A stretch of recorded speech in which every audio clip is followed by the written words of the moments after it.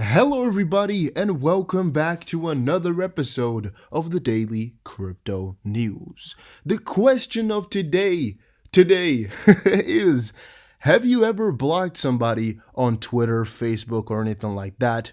Or have you never done that? I'm just interested because earlier today I had a big discussion about blocking people and whether or not it was useful, but I personally think there's a lot of reasons why it can be very, very helpful. But let me know your experiences in the comment section down below. I want to see a couple of you guys, tell me about it because I'm going to check through it all. And if you are enjoying the daily crypto news, make sure you press the like button and subscribe to really help the channel out. And I have a couple of really good articles, I think, but I want to start off with something controversial and something I can cringe about quite literally for a very, very long time. So whenever I see this type of stuff, I close my eyes for like a good 30 seconds to just, calm down a little bit, and then I can read into it.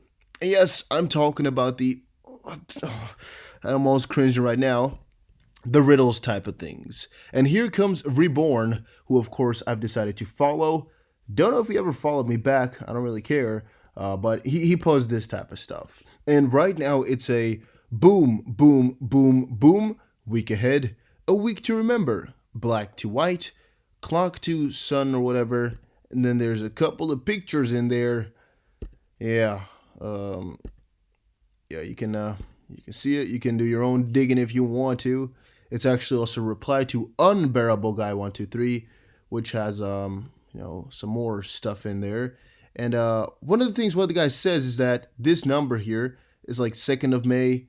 Here it says 3rd of May. It's different, which is interesting. But personally, I don't really get people that like this type of stuff. Like, do you? Do you actually like riddles? Do you like this? Do you believe in it at all? Don't you think it's all a little bit of manipulation? Like, for example, why are these dates different here? I don't know. Is it because they're editing the type of stuff, or is it really intentional? Is it all meant to be? Is it meant to mean something greater? Is it a mistake? I don't know, because I don't keep busy with them. But it's really getting quite popular. A lot of people send this to me. A lot of people ask me to talk about it, or I guess talk about it themselves. So let me know what you think, and let's get on with today's video. First of all, an article on XRP Still Awfully Overpriced. May never break $1 again. Top crypto trader asserts. This is the greatest BS you'll ever find in the crypto space. It is people claiming that a certain coin can't hit a certain value one point in the future. It's completely bollocks. It's not true. Every price can be hit, so please don't even question it. Don't even stress out a single bit if you see anything like it. Big Cheds said on Twitter, "Call me crazy, but I don't think XRP will ever break $1 again, much less $3.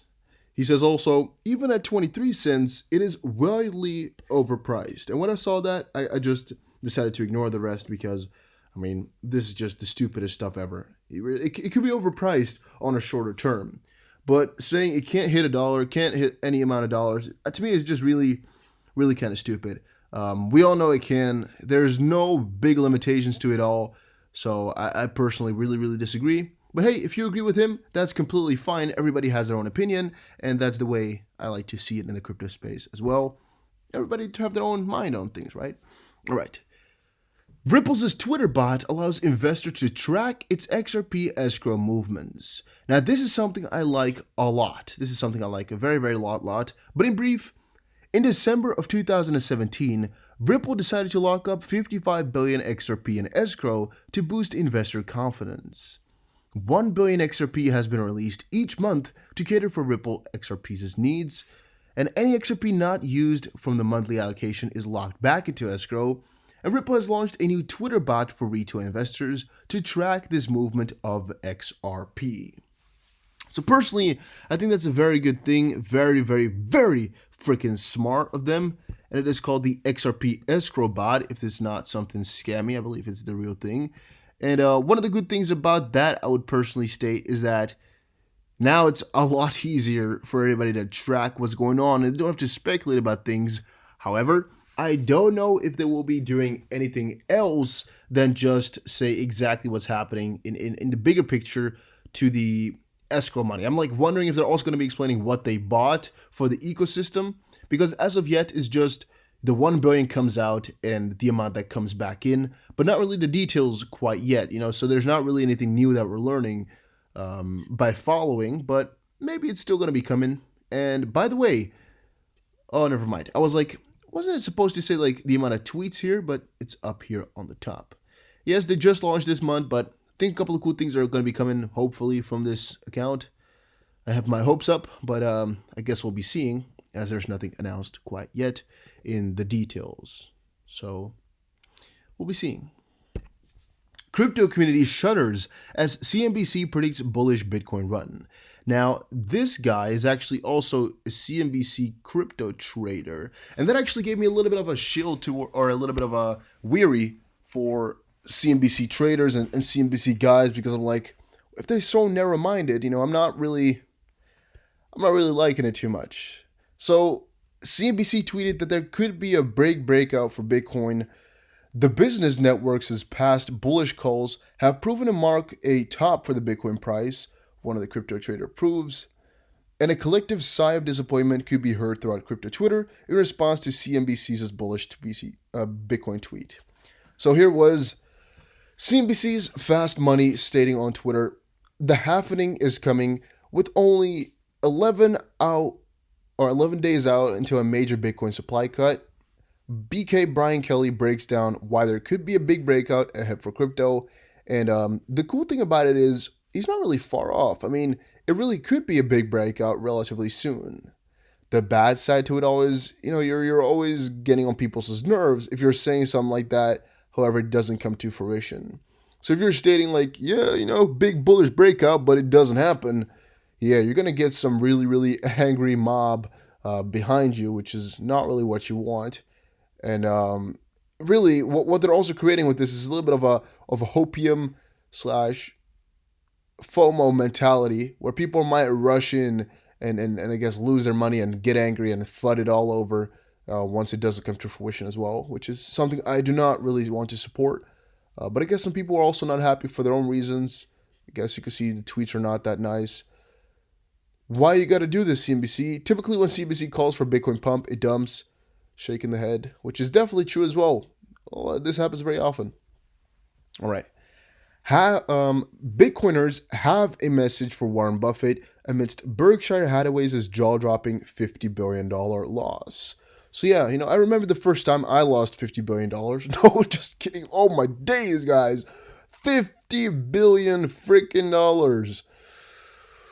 Whew. That might hit in the feels a little bit. But Ivan on Tech says, Warren Buffett called Bitcoin rat poison squared not so long ago. Bitcoin is up 25% in 2020, while his portfolio of dinosaurs, which are airlines, trains, and banks, is down massively. So a fun fact about that, if you guys didn't know, airlines, of course, are used at minimal right now. Trains, same reason, and that also has a lot to do with oil, actually, to a certain degree. I mean, oil, there's growing concerns for oil, but also amidst this whole crisis / war, it's kind of becoming more apparent that in times of pandemic and in times like this, people don't really need oil as much. And I think that's also fueled these two sectors where oil is very important, since oil became so cheap, but it's kind of a correlation, like a negative correlation. No, it's a positive correlation in a negative way. Like the negative oil price and no people using transportation are kind of pushing each other down. It's like just becoming more, worse and worse, I think, in the end. Because they're like, all right, these prices have become so cheap, let's utilize it, but we can't. All right, so what do we do now? Well, we don't do anything. I think all becomes just negative surrounding that. They're getting really, really in a bad spot. And banks, of course, because of the low interest, and even the possible negative interest rate, which is because of this quote-unquote collapsing market that's supposedly near. Yeah, those are also not doing too well, because even Trump, I think, knows that the banking system could collapse if the U.S. decides to go for negative interest rates, which is a whole completely different video. I've explained more on that on my second channel called Dusty Finance. I do more of those videos on global economics because I think that's a lot more, just more the place on that channel. This is more for crypto. And All the wealth managers need to be responsible and get at least a bit of Bitcoin just because it's a very, very, very, very, very solid long-term investment. At least in our opinion, most of the crypto holders is like, why would you not get at least a little bit of crypto? It's most likely a very good plan. However, on the contrary, if you really think there's better ways to make more money, which is less risky, and you're really, really holding a lot of freaking money, then to some point I can understand why you wouldn't hold it at all. But for Warren Buffett, maybe a 0.1%, maybe a 5, maybe a 0.5% or so could have definitely been done. He shouldn't have to bash it in. Maybe the bashing in is also because of his age. He's not used to it, and you see it a lot with older people, but also with even people of our generation. I'm talking about everybody's like, let's say for example, kind of really used to the computers and whatnot. Because the generation before is not as grown up with computers. They've more so utilized it. We've kind of grown up with this whole, like the start of TV and whatnot, at least the color TV, and you guys know what I mean. A little bit of the technological generation. A lot of the older ones, and I'm talking about, let's say, for example, 70-ish years old, they're not as used to cell phones. They're like, why? Those people that use cell phone, yeah, I'm going to stick with my old phone. A lot of people have that. Trust me on that one. A lot of people don't want to go to newer phones. They're like, they just want to stick to their old phones. They're like, yeah, why do I need it, right? And it's kind of the resistance that's kind of messing them up. And the same I see with some family members, like, well, I don't like computers, so I'm not going to use them. And even I've personally seen it with a couple of apps where I'm like, I'm not going to use that. And a very good example is one of my friends recently talked about, I believe it was TikTok. And in my head, it was just like, no, right? You're not going to use that, right? In my head, I was like, well, but you can, right? Because a lot of people are. I mean, there's billions of users on there, so why shouldn't you to a certain degree? But it's just kind of fun. In my head, I was like, oh, but that's stupid. Even though it's just kind of maybe because I'm not used to it at all, and I don't really get that part just quite yet. Maybe if you give it some time, maybe it'll grow on you. And I think the same is kind of for Warren Buffett on this Bitcoin stuff. He's a pretty old man. He's an old dude. He's an older fellow. He's not used to these newer types of investments, all in the digital age. He doesn't possibly like that type of stuff, where it's not really in your own control. There's not really much you can do. It's decentralized. Maybe he doesn't like that type of stuff just because of what it kind of represents. And he just doesn't want to bond with it just quite yet. I think that might be a real reason behind him choosing to stay away from it. But hey, you didn't hear that from me because, could be wrong. Here are the 2 reasons why Bitcoin investors are fleeing exchanges. Well, in short, Bitcoin's recent rally has closely coincided with a trend of investors fleeing exchanges. I mean, the same has happened for people fleeing bank accounts. It appears that the 2 primary factors behind this trend are degrading trust in centralized platforms, coupled with more investors moving towards long-term holding strat. Either way, this trend does bolster Bitcoin from a fundamental perspective, and my personal call on this is a lot of people are really fearful right now because a lot of institutions are falling. There's increasingly more FUD about, exchanges and I guess just central authorities falling down or breaking down or maybe getting into debt, which might make them shut down and whatnot. So people want to have their money in their own control. I guess Binance is not a good example of that, but some others are. And also, people are not really in the mood to sell right now because they're more so waiting for the big hike in price. And, I think that's why they're being laid back a little bit. One other fun fact is that it kind of sounds weird, but if the big bull run were to be right now, it will be such a coincidence. Because I remember last bull run, so that's 2017. We were also on YouTube talking about it. I think I started YouTube crypto in like July of 2017. I think that was before the bull run. Yeah, before the main part of the bull run. Maybe I started earlier in 2017. I don't quite remember when I started doing YouTube for crypto. But really, everybody on crypto in crypto on YouTube was not like predicting that this big bull run was going to happen today. It was kind of a coincidence that it came. No, it was kind of a sudden event. It wasn't everybody expecting that it was going to go to $20,000. It was just like day upon day, like, oh, is this another day the price is going up? And it's kind of the same with normal economies where you're like, well, but this is never going to stop. This is what you're going to think at one point. And the same kind of goes for downfall periods like right now. Only the thing is with crypto, we don't know how long a down period can last. Eventually, maybe like 30 years, we'll know. But same kind of thing goes. Once it's down, you're sometimes going to be thinking like, oh, but it might never go up again. But eventually, it will. At least I'm convinced that this is such a stable market that eventually it will go back up, just like conjunctural shifts in normal economies, and thus will be completely fine. But that's just a fun fact I thought about as well. John McAfee knows who Satoshi Nakamoto is, at least that's what he claims. The ever entertaining John McAfee told Cointelegraph it is easy to figure out the identity of the pseudonymous author of the Bitcoin white paper. In an exclusive interview with Cointelegraph during Virtual Blockchain Week, privacy coin advocate, fugitive, and self proclaimed candidate for the President of the United States, John McAfee, asserted that he knows the identity of Satoshi Nakamoto with a 99% certainty. The discussion came following an eventful discussion on the conference, and kind of wondering if he really knows. Like that's something that's something you got to think about. Speaking to Cointelegraph, he described the popular belief that an individual named Satoshi designed Bitcoin as nonsense, stating it was a team of 11 people over a period of 5 years that came up eventually with Bitcoin. How they decided who would write the paper, I don't know. But anybody who wants to know who it is, I mean, you know who the options are. You got Craig Wright, possibly. I'm not going to name every else, otherwise you'll figure out who it is. But somebody wrote the white paper, he continued. He also gives some more clues to...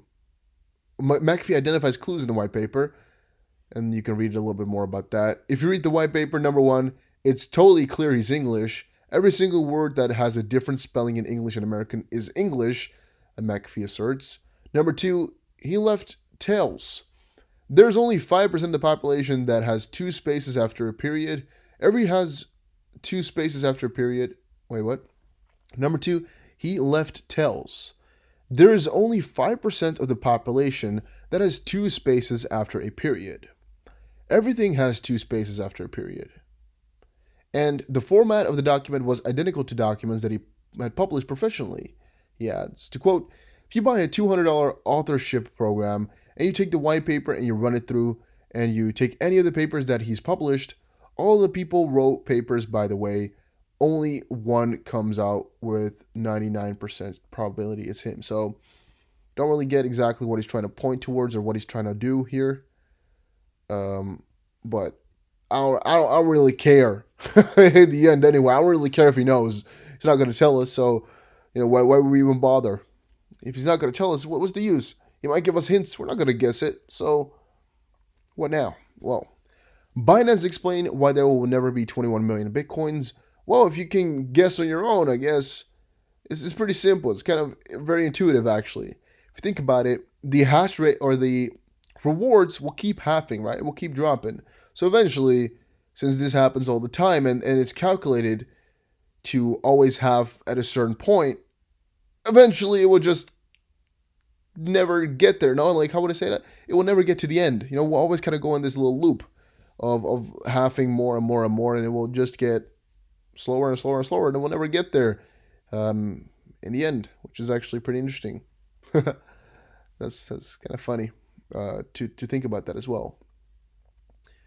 The reason for 21 million Bitcoins comes from Bitcoin's creator Satoshi. However, according to the platform, this was never an exact number, and it was instead more of an educated guess that stems from 21 being a triangular number, and thus an easier way for it to be computed.